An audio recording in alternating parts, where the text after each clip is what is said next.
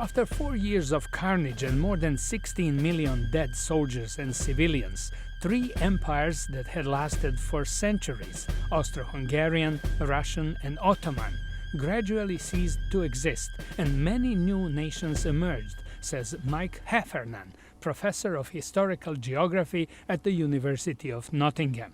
Poland was reconstituted in the east. The Baltic republics of Latvia, Lithuania and Estonia are established.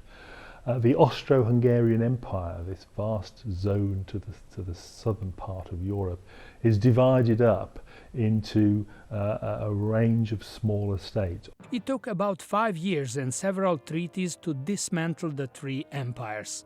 The new nations welcomed their new independence, but Heffernan says experts who advised national delegations during the negotiations were not economists. They tended to be historians and geographers and classically trained Oxford academics, for example, who weren't necessarily aware or mindful of creating a new economically integrated and viable European world. The old empires had provided a degree of stability, so many had trouble adjusting to life under different rule, says Margaret Macmillan, professor of international history at Oxford University. Suddenly people throughout the Middle East and in the center of Europe found themselves living in a world where they didn't know what country they belonged to. It wasn't quite clear what the borders of those countries would be.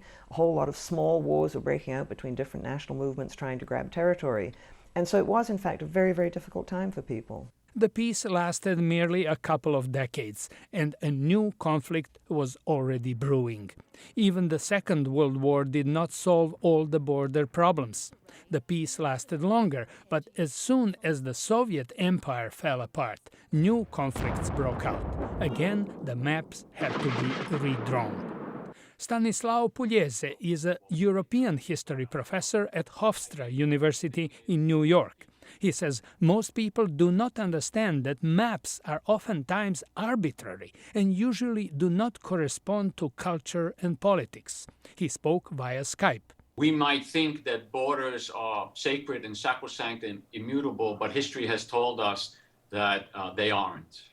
Pugliese says only a couple of decades ago nobody could picture the Soviet Union ceasing to exist, which also changed the lines on the maps. They should not be expected to last forever either. George Putic, VOA News, Washington.